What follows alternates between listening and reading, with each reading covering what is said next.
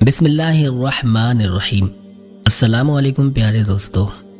सर्द मौसम में आप शौहर के साथ हम बिस्तरी करने ही वाली हैं। कमरे में चारों तरफ सर्दी का माहौल है, पर कंबल के अंदर गर्मी उफान मार रही है।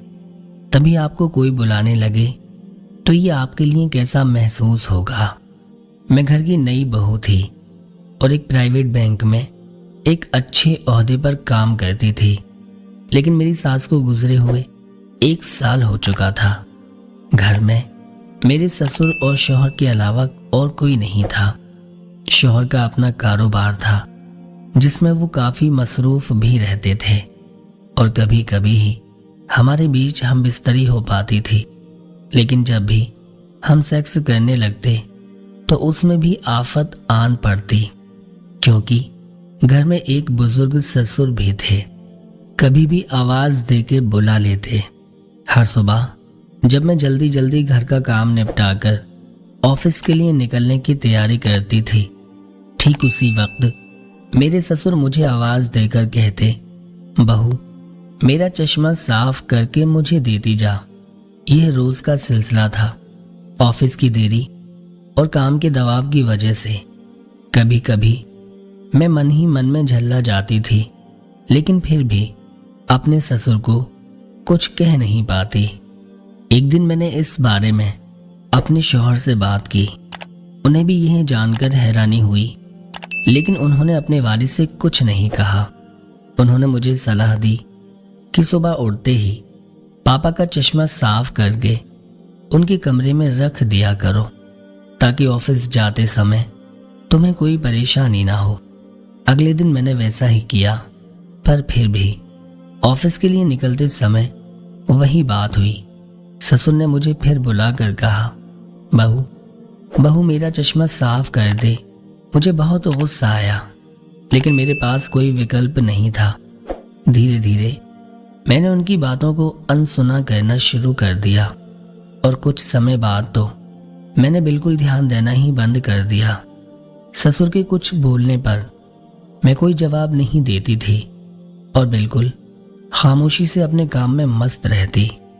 गुजरते समय के साथ ही एक दिन ससुर जी भी गुजर गए। समय का पहिया कहाँ रुकने वाला था, वो घूमता रहा। छुट्टी का एक दिन था। अचानक मेरे मन में घर की साफ सफाई का ख्याल आया। मैं अपने घर की सफाई में जुट गई। तभी सफाई के दौरान मरहूम ससुर की डायरी मेरे हाथ लग गई। मैंने जब अपने ससुर की डायरी को पढ़ना शुरू किया तो उसके एक पन्ने पर लिखा था, तारीख 26/10/2019। मेरी प्यारी बहू, आज के इस भागदौड़ और बेहद तनाव व मुश्किल भरी जिंदगी में घर से निकलते समय बच्चे अक्सर अपने बड़ों की दुआएं लेना भूल जाते हैं, जबकि बुजुर्गों की यही दुआएं मुश्किल समय में उनके लिए ढाल का काम करती हैं।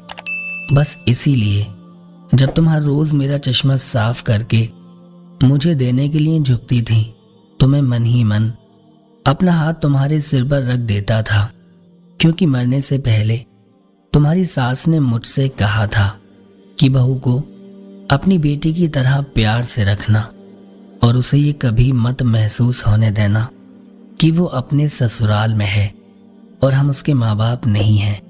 उसकी छोटी मोटी गलतियों को उसकी नादानी समझकर माफ कर देना। तो वैसे मैं रहूं या ना रहूं, मेरी दुआएं हमेशा तुम्हारे साथ हैं बेटा। हमेशा खुश रहो। अपने ससुर की डायरी को पढ़कर मुझे रोना आने लगा। आज मेरे ससुर को गुजरे ठीक 2 साल से ज्यादा समय बीत चुका है, लेकिन फिर भी मैं रोज घर से निकलते समय अपने ससुर का चश्मा अच्छी तरह साफ करके उनके टेबल पर रख दिया करती हूँ, उनके अनदेखे हाथ से मिली दुआओं की आस में। अक्सर हम जिंदगी में रिश्तों का मोल महसूस नहीं कर पाते, चाहे वो किसी से भी हो, कैसा भी हो, और जब तक महसूस करते हैं तब तक वह हमसे बहुत दूर जा चुका होता है। हर रिश्ते की अहमियत और उसकी कद्र बेहद ज़रूरी है, वरना वरना ये जिंदगी बेकार है।